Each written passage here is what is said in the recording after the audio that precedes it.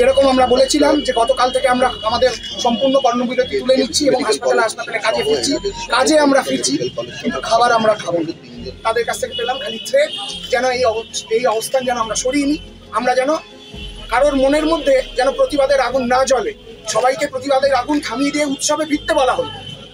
উৎসবে মানুষ ফিরুন, আমরা চাই মানুষ উৎসবে ফিরুন, উৎসবকে পাশে নিয়েই মানুষ থাকুক, কিন্তু তাদের মধ্যে প্রতিবাদের আগুন, শোকের আগুন, দ্রোহের আগুন জ্বলতে থাকুক। কারণ আমরা অন্তত সেই মানসিক জায়গাতে নেই যেখানে আমরা উৎসবে ফিরতে পারবো। সামনে দুর্গাপূজা, মানুষ আনন্দ উৎসব করুন, কিন্তু আমরা যে অভয়ার কাছে এবং প্রত্যেকটি বোনের কাছে আমরা যে অঙ্গীকার করেছি যে কোনোদিন কোনো অভয়া হতে দেব না এবং অভয়াকে আমরা ন্যায় বিচার এনে দেবো, সে জায়গায় দাঁড়িয়ে আমরা ঘোষণা করেছিলাম যে 24 ঘন্টা পর হতে আমরা আমরণ অনশনে বসবো এবং আজ থেকে এই মুহূর্ত থেকে আমরা সেই আমরণ অনশনে বসতে চলেছি। আমাদের আশা এরপর আমরা যখন নিজের হাতে খাবার তুলে নেব, নিজের মুখে যখন নিজের হাতে খাবার তুলে নেব, তখন সমাজের প্রতিটি ক্ষেত্রে ভয়ের রাজনীতি নিয়ে মানুষ সোচ্চার হবেন। জনস্বাস্থ্যের প্রশ্নে প্রতিটি রুগী পরিজন, রাজ্যের সাধারণ মানুষ মৌলিক প্রশ্নগুলি করবেন যে হাসপাতালে যখন কোনো রুগী বেড পায় না, যখন সে আইসিইউ বেড পায় না, সে যখন সেই চিকিৎসাগুলো পায় না, সেগুলোর জন্য আসল দায়ী কারা? এই প্রশ্নগুলি মানুষ এই আমাদের অনশনের মধ্যে দিয়ে বুঝবেন এবং তারা জানবেন এবং তারা এই প্রশ্নগুলো প্রত্যেকে নিজের ঘরে ঘরে পাড়ায় পাড়ায় ছড়িয়ে দেবেন। যে স্বচ্ছতার প্রশ্ন আমরা সবসময় রাজ্য সরকারের কাছে দাবি করেছি, আমরা এই অনশনের প্রশ্নেও সম্পূর্ণ স্বচ্ছতা নিজেরা বজায় রেখে চলবো।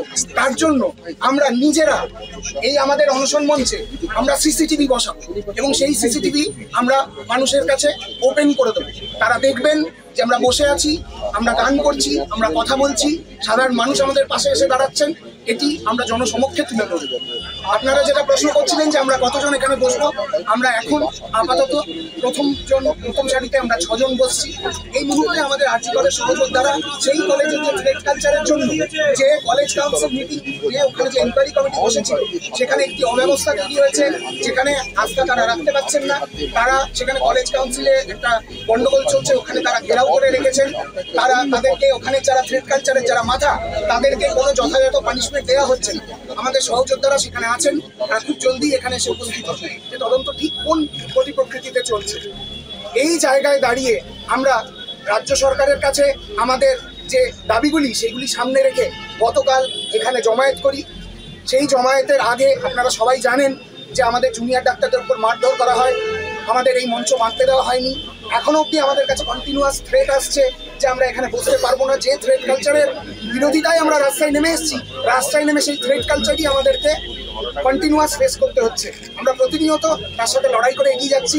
এখানে যে সমস্ত মানুষ দাঁড়িয়ে আছেন তাদেরকে বারে বারে আটকানো হচ্ছে, আমাদের ডেকোরেটর ভাইদেরকে জানানো হচ্ছে যে তারা এখানে বাস বাঁধতে পারবে না, এখানে জলের গাড়ি আসার চেষ্টা হলে তাতে পর্যন্ত বাধা দেওয়া হচ্ছে।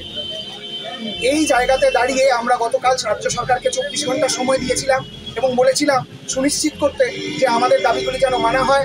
রাজ্যের সমস্ত সাধারণ মানুষ যে আশায় বুক বেঁধেছেন, তারা আবার নতুন করে জানতে চাইছেন যে তারা নিশ্চিন্তে থাকতে পারবেন, শান্তিতে রাস্তায় বেরোতে পারবেন, সেই দাবিগুলিকে মান্যতা দিতে বলেছেন। গতকালের জয়নগরের যে ঘটনা, তাতে এটা পরিষ্কার হয়ে গেছে যে রাজ্যে কেউই কোথাও সুরক্ষিত নয়।